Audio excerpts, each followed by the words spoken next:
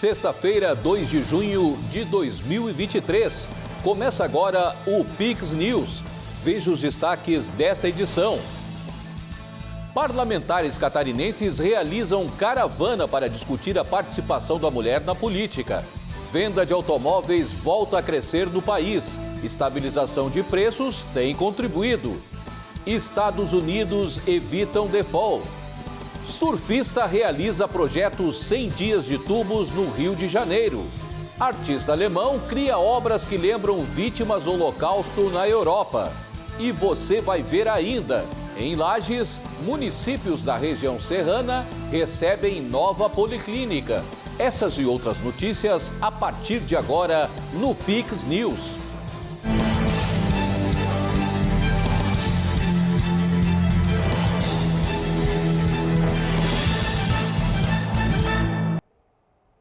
Olá, obrigado pela companhia. Estamos ao vivo para todo o Brasil. Agora são 20 horas e 3 minutos.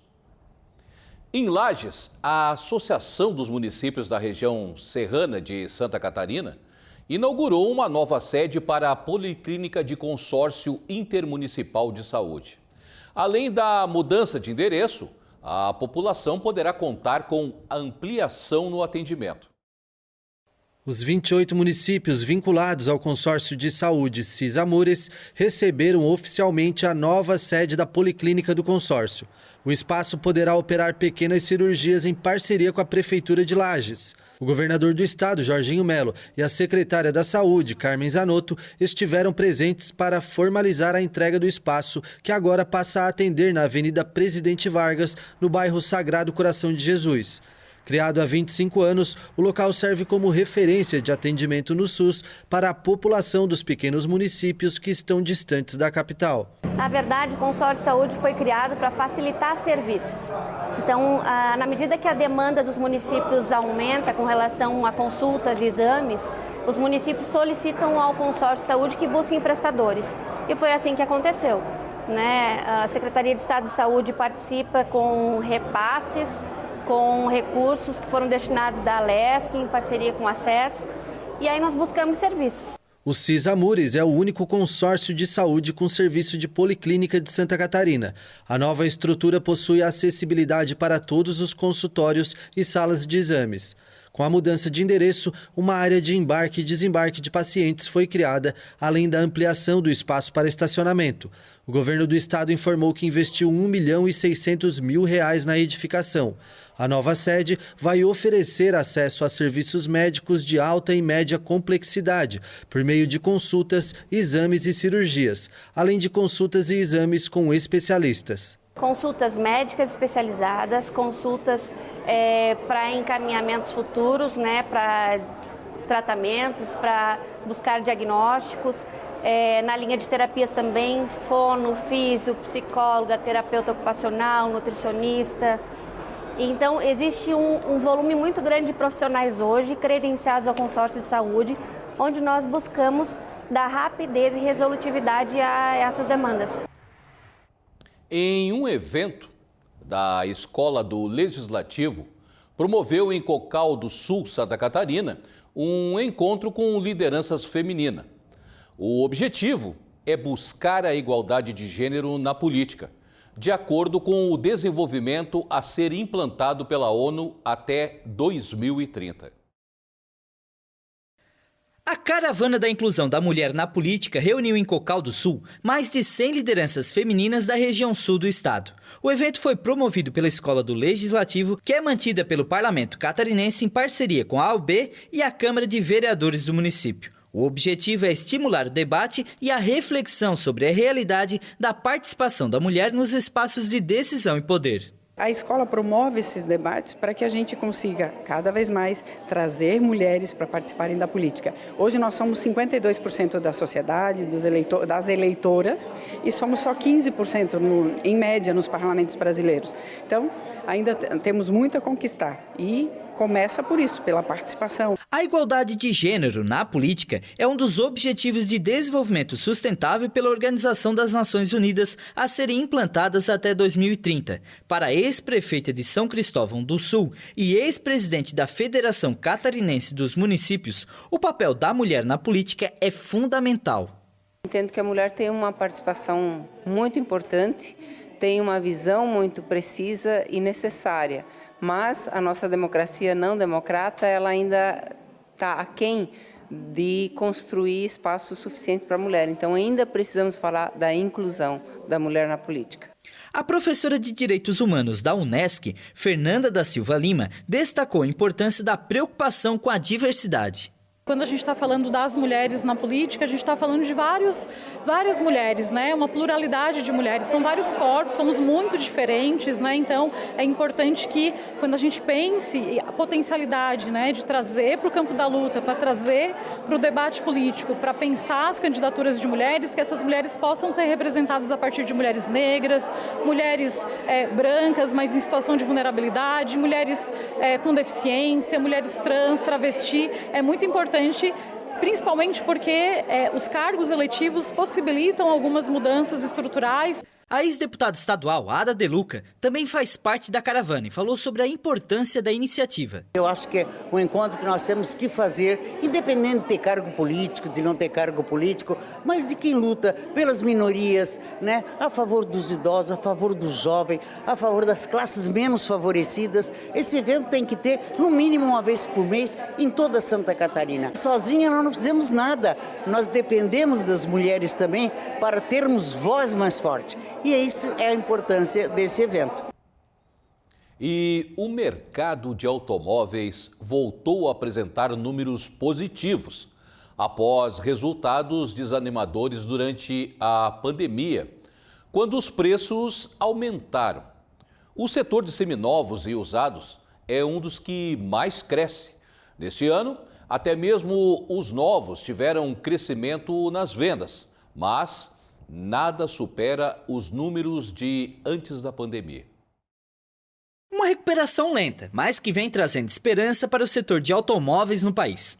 A venda de veículos seminovos nos primeiros meses de 2023 apresenta um crescimento de 18,8% em comparação aos mesmos 4 meses do ano anterior. Já nas primeiras semanas de maio, o segmento já superou o mês de abril em vendas. Estes resultados fazem com que a Fenauto, que é a entidade que representa as revendas de seminovos e usados, acredite que esse pode ser o melhor das últimas décadas. Obviamente que é prematuro, porque nós estamos nos primeiros 4 meses e aí a gente ainda vai ter uma evolução de um ano ainda quase, vamos dizer assim, mais de metade do ano, ainda falta muito mais que metade do ano. Mas mesmo assim é uma projeção muito boa para um período de 4 meses e a visão do primeiro semestre é muito boa. A entidade, que representa 26 associações, espera que esse ano sejam vendidos mais de 15 milhões de carros. Em 2022, foram negociados 13,6 milhões. No mercado, a segmentação de veículos é dividida em 5 fases, de acordo com o ano de uso. Carros de até 3 anos de uso são considerados seminovos. De 4 a 7 anos são classificados como seminovos jovens. Acima de 8 anos até 12 anos são usados maduros. Já os carros que ultrapassam os 13 anos são os chamados velhinhos. E é nessa última faixa que o crescimento é maior. Cresceu 25%. Os velhinhos, nesse instante, eles são os destaques. Os velhinhos, nesse instante, nesse quadrimestre, eles têm um crescimento bem melhor do que a média dos outros e projetam para a gente um ano muito bom. E aí você pode me perguntar, mas por que dos velhinhos? Porque, na realidade, o preço desses carros ainda está muito mais acessível do que os carros seminovos e também dos carros 0 km. Agora, quando falamos em modelos, o perfil de procura também tem mudado. Os consumidores têm optado por carros usados populares. O Gol, que inclusive não é mais fabricado, lidera, seguido pelo Fiat Uno e Palio. Quando se trata de picapes, as mais procuradas são Estrada, Saveiro e S10. No ano passado o pessoal estava querendo uns carros de alto valor. Hoje, por exemplo, chega um cliente aqui com um carro de 100 mil, ele quer pegar um carro popular porque ele precisa de um dinheiro ou ele fez um financiamento precipitado e assim a gente vai tentando resolver, né? Mas essas são as estrelas dos seminovos. Esses são os que vendem mais. E na realidade existe uma migração de saída um pouco das picapes leves e migrando um pouco mais para os automóveis mais vendidos. Isso a gente está falando de veículos de passeio. Um dos motivos do aumento pela procura dos seminovos é que o preço tem se estabilizado, principalmente se for comparado com os valores praticados após a pandemia. É que na época, a entrega dos carros 0 km estava prejudicada pela falta de peças nas montadoras. Cenário já ajustado. Entre 2021 e 2022, os usados chegaram a ter uma inflação no preço de até 40%. Atualmente é de 1%. Teve uma demanda, uma procura muito grande no seminovo, justamente para o zero ter parado fábrica, ter parado fabricação. Com isso, o preço foi lá em cima. Acabou tendo muita procura, com isso estagnou um pouco o mercado.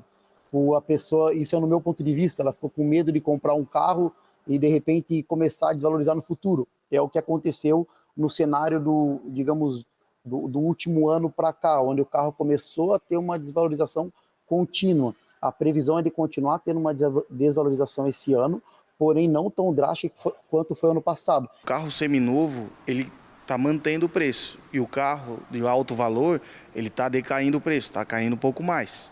É por isso eu acredito que o pessoal está preferindo o popular. E quando se trata de novos, segundo a FenaBrave, o aumento de carros zero emplacados foi de 18% de janeiro a abril. Em Santa Catarina, foram quase 1.700 carros a mais que entraram em circulação. A gente está muito otimista nessa parte. A venda de zero voltou a ser boa igual era antigamente. A gente passou por um período de 2021 para cá que teve período de pandemia, falta de peças, uma baixa produção do carro zero. Isso já não existe mais, é um cenário que já não existe. Já existe em zero a pronta entrega, com um prazo muito menor para o consumidor pegar ele.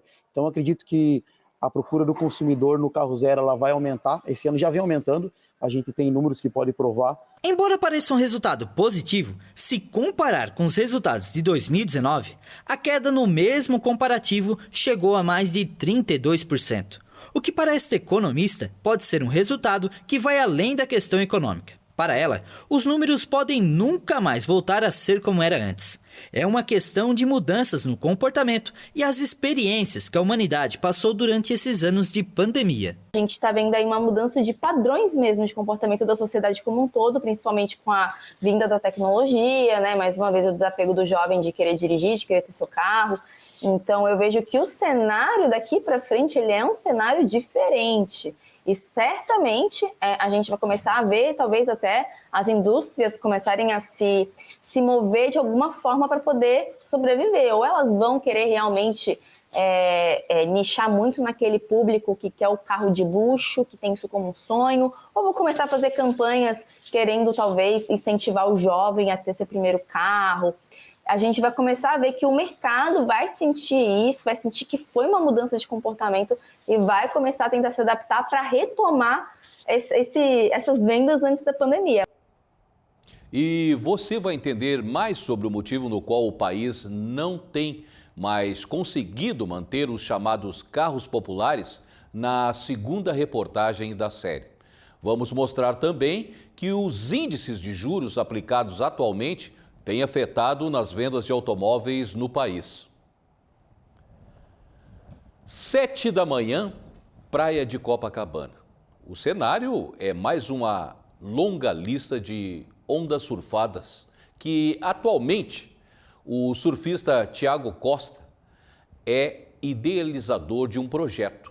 Projeto esse de 100 dias de tubos no Rio de Janeiro.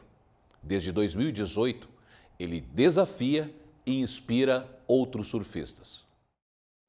Esteja chovendo ou sol, no frio ou no calor, o despertador toca todos os dias às 6 da manhã na casa de Thiago Costa.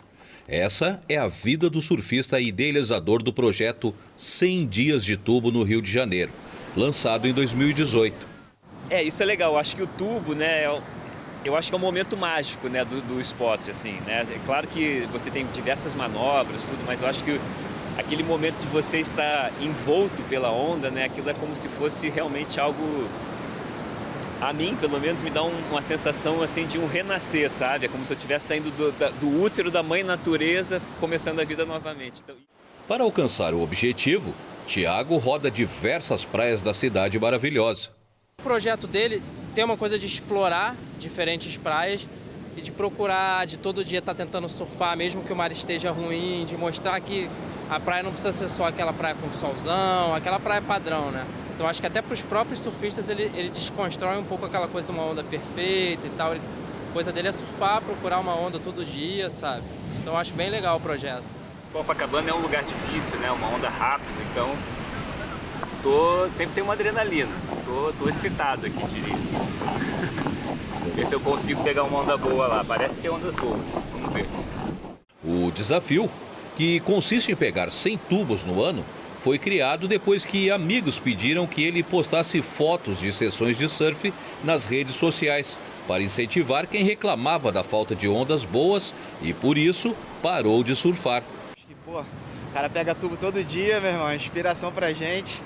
Às vezes eu tô em casa, um dia eu fiquei desanimado de surfar, tava marolinha, quando eu vejo o Thiago já posta os tubinhos dele do dia.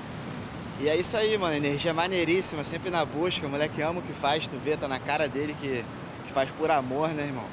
Isso é o que importa, o surf traz vida pra gente, deixa a gente jovem. Para o próximo ano, Thiago projeta novidades.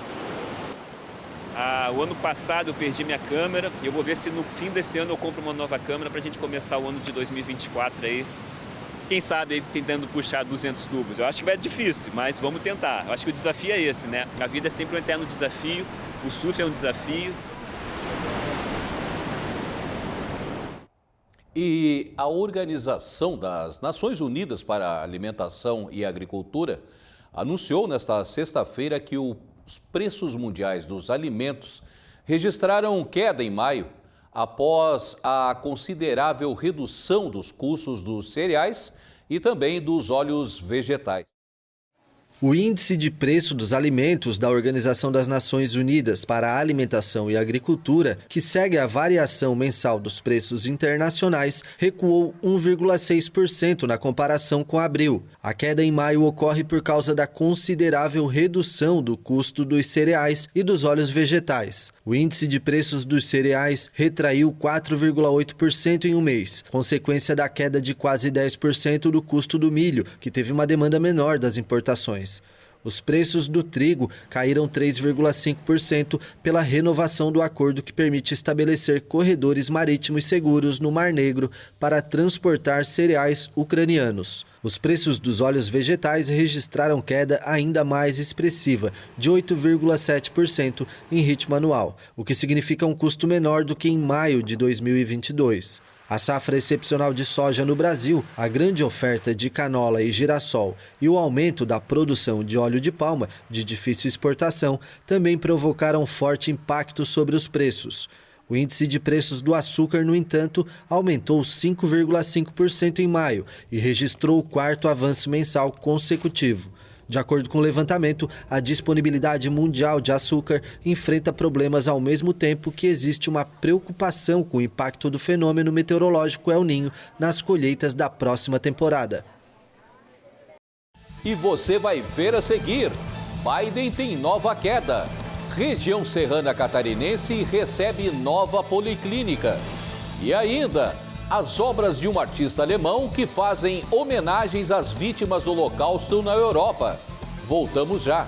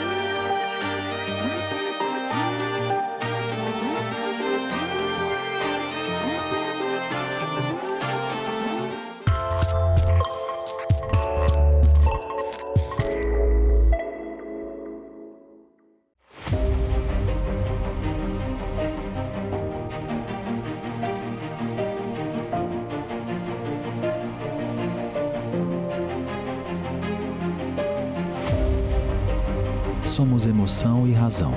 Somos humanos e tecnológicos. Nós somos apaixonados pelo que fazemos.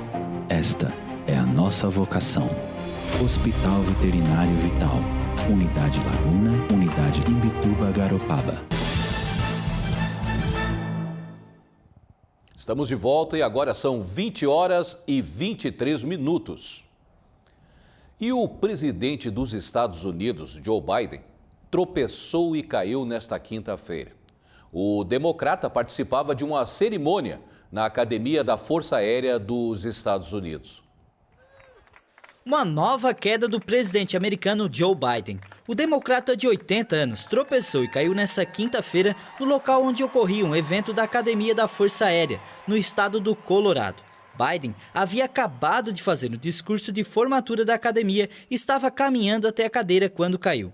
O diretor de comunicação da Casa Branca tuitou logo depois que o presidente está bem e que tropeçou em um pequeno saco de areia no palco. Biden é a pessoa mais idosa na presidência dos Estados Unidos e está concorrendo a um segundo mandato nas eleições de 2024. Seu relatório médico oficial deste ano o declarou fisicamente apto e que ele se exercita regularmente. O Senado dos Estados Unidos aprovou a suspensão do limite do endividamento federal após semanas de negociações tensas e apenas 4 dias da data limite para evitar a ameaça de um desastroso e possível default. Interrupção e pagamento das dívidas são uma obrigação do governo americano. Os Estados Unidos respiraram aliviados. O Senado aprovou a suspensão do limite de endividamento federal por cerca de 2 anos após semanas de tensas negociações. O acordo, negociado diretamente pelo presidente Joe Biden com os republicanos, foi aprovado por 63 votos contra 36. A proposta já havia sido chancelada na Câmara com placar de 314 a 117. O teto da dívida, que está em 31,4 trilhões de dólares, ameaçava o país com a possibilidade de um calote federal pela primeira vez na história. Economistas alertaram que o governo poderia ficar sem liquidez para pagar as suas obrigações já a partir da próxima segunda-feira. A situação deixava uma margem estreita para a promulgação da Lei de Responsabilidade Fiscal, que prorroga a autorização de endividamento do país em 2 anos em troca de um corte nos gastos federais. Essa aprovação do projeto significa que a questão da dívida só retorna ao debate político após as eleições presidenciais em 2024. Os líderes democratas passaram meses alertando para o colapso que o primeiro default na história dos Estados Unidos poderia provocar, incluindo as perdas de milhões de empregos e de quase 15 trilhões de dólares no patrimônio das famílias, além do aumento dos custos das hipotecas e de outros empréstimos.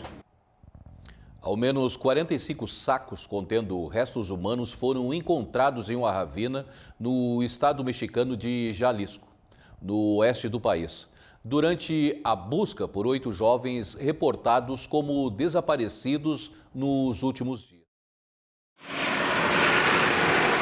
Autoridades mexicanas confirmaram que encontraram pelo menos 45 sacos contendo restos humanos no estado de Jalisco, no oeste do país. A descoberta ocorreu durante a busca por 8 jovens reportados como desaparecidos nos últimos dias. Os sacos estavam no fundo de uma ravina de cerca de 40 metros no município de Zapopan, um subúrbio da cidade de Guadalajara. O Ministério Público Estadual anunciou que o cruzamento de informações preliminares coincidia com as características físicas de alguns dos jovens que estão sendo procurados, mas apenas os resultados do Instituto Estadual de Ciências Forenses confirmarão o número real de corpos e as identidades. Os desaparecidos são 6 jovens e 2 mulheres, todos com idade por volta de 30 anos. Os jovens foram vistos pela última vez entre 22 e 29 de maio.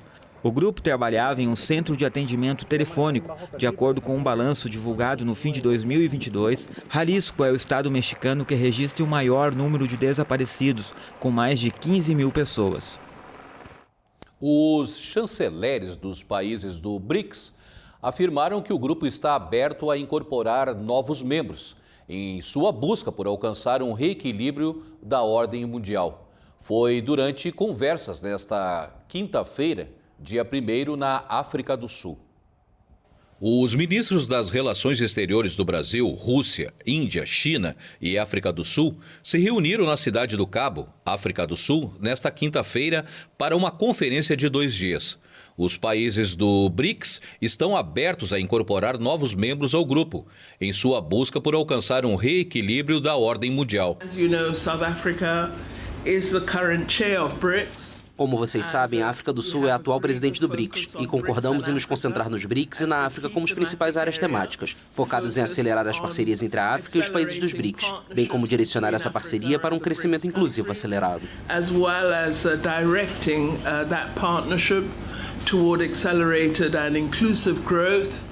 BRICS is a different structure. It's a new organization. O BRICS é uma estrutura diferente, é uma nova organização, baseada nos princípios de igualdade, respeito mútuo, consenso, não interferência e estrita adesão à Carta das Nações Unidas, a todos os seus princípios e por meio de interligações.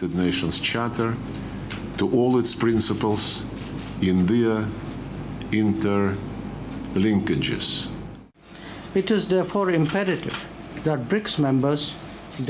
Portanto, é imperativo que os membros do BRICS demonstrem sinceridade em relação à reforma da tomada de decisões globais, incluindo a do Conselho de Segurança da ONU. Excelências no centro dos problemas que enfrentamos está a concentração econômica que deixa muitas nações à mercê de poucas.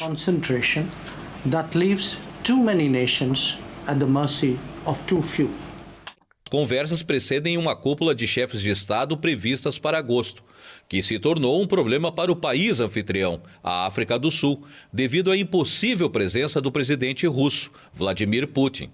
Putin é alvo de um mandado de prisão do Tribunal Penal Internacional por acusações que a Rússia deportou ilegalmente crianças ucranianas. Em tese, a África do Sul, membro do TPI, deveria deter Putin se ele colocasse os pés no país.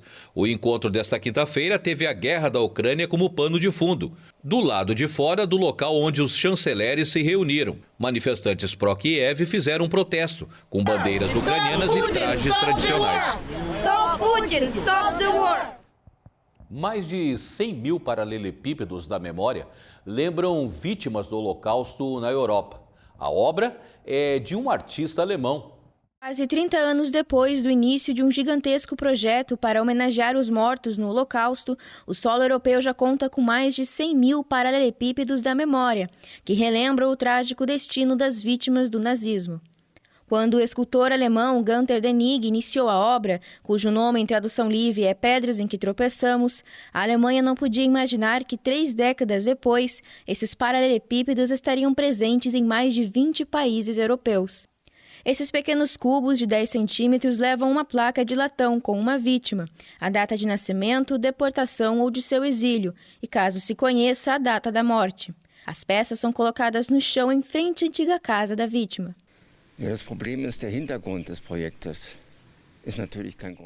O problema é que o pano de fundo do projeto obviamente não é motivo de alegria, mas quando vejo como esses familiares estão felizes com o retorno do nome, penso que muitas vezes voltam para casa com uma imagem diferente da Alemanha. É por isso que faço isso.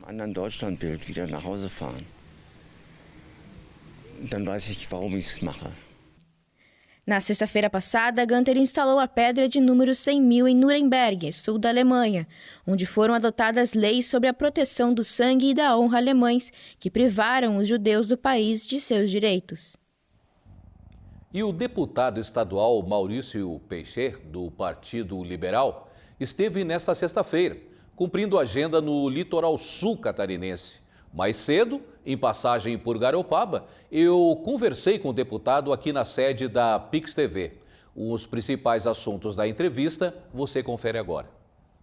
Vereador em 7 oportunidades pelo município de Joinville, o deputado estadual Maurício Peixer, que está pela primeira vez cumprindo o mandato na LESC, visitou hoje Garopaba e cidades vizinhas. O parlamentar se encontrou com lideranças políticas da região e conversou com a nossa equipe sobre as pautas debatidas na capital catarinense do surf. Então vem aqui, quero ajudar, me coloquei à disposição do prefeito para intermediar a conversa com o governo do estado.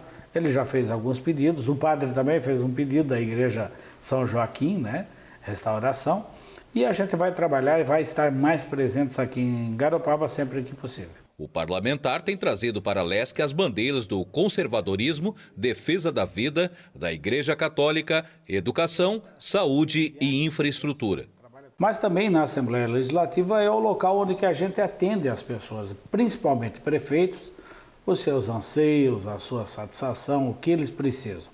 Os vice-prefeitos, vereadores das cidades vizinhas de toda Santa Catarina, para poder aí, eles na busca de recursos e melhorias para a sua cidade. Então, essa minha experiência, eu já estou muito bem entrosado.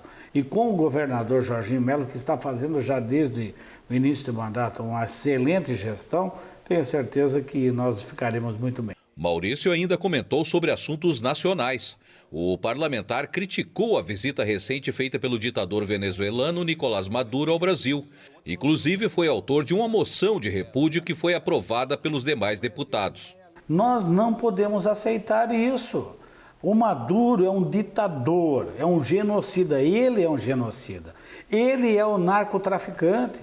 Eles têm o maior cartel que tem do mundo de fabricante de produção de cocaína. Ele manda matar jovens, ele manda matar pessoas que são contra o regime dele. Eu estive na Venezuela, eu estive em Caracas e vi o sofrimento da população.